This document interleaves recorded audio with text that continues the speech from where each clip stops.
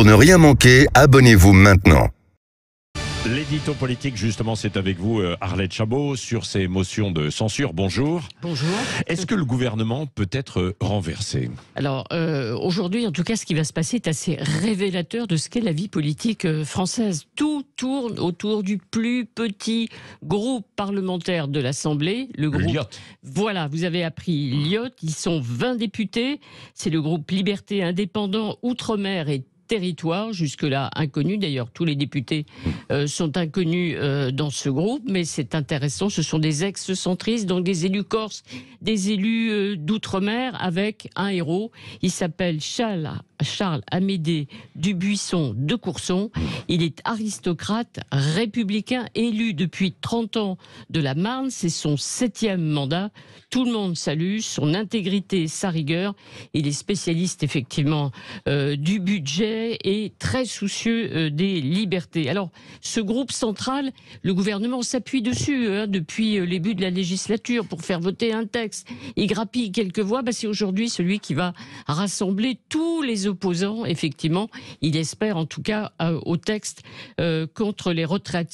Sa motion de censure n'évoque pas, d'ailleurs, le fond de la réforme, mais bien dénonce les procédures parlementaires utilisées par le gouvernement pour accélérer les débats. C'est pour ça d'ailleurs que tous ceux des insoumis au Rassemblement national pourraient se retrouver, tous ceux qui sont opposés au gouvernement pourraient se retrouver sur ce texte. Alors va-t-il être adopté? Point d'interrogation. On retrouve toujours la même question. On sort sa calculette. Combien de députés LR pourraient voter la censure? Sans doute tous ceux qui étaient prêts à voter non, à voter contre la réforme des retraites.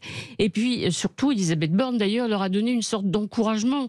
Jeudi dernier, après la journée de mobilisation, elle a dit oui, il y aura un vote sur le texte des retraites, ce sera le vote sur la motion de censure. Alors pourquoi se gêner?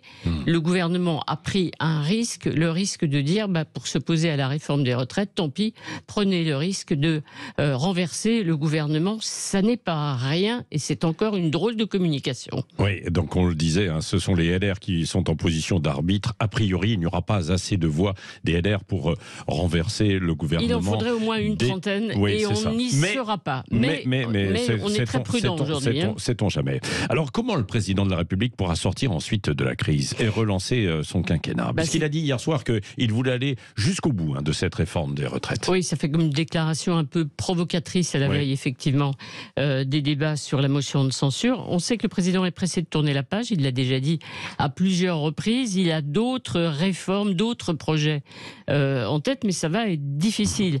D'abord, il va falloir sortir évidemment du conflit social, c'est évident.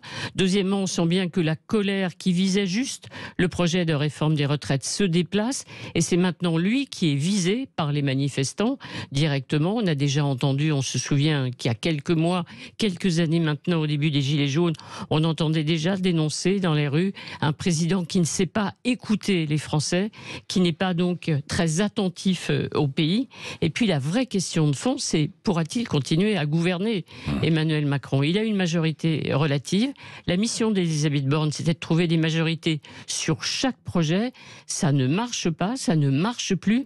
Les alliés républicains sont défaillants. En tout cas, ils ne sont plus fiables. Donc le président réformateur pourra-t-il continuer à gouverner ou bien sera-t-il paralysé? La question est posée et posée aussi du coup la question de la dissolution. Merci Arlette Chabot.